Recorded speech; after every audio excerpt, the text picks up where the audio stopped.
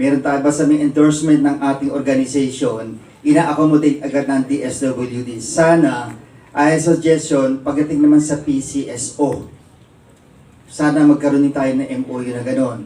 Second, usapan niyo yung building doon na kung hindi successful yung dental and medical, siguro kung magkakaroon man kayo ng rehab doon sa building, bakit di siguro pwedeng gawin na room, parang room accommodation doon sa, especially sa mga members na malalayo na pwede sila mag-stay na mababa yung presyo, yung room accommodation.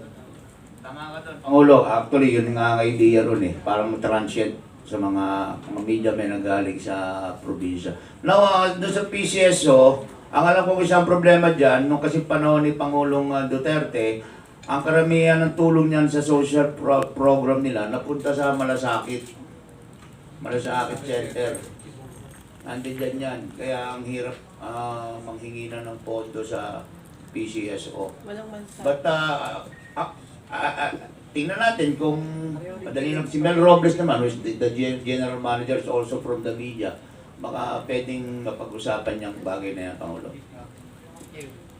Okay po. Another question handed over by Mr. Max Ferrer. Asan po si Sir Max? Okay, from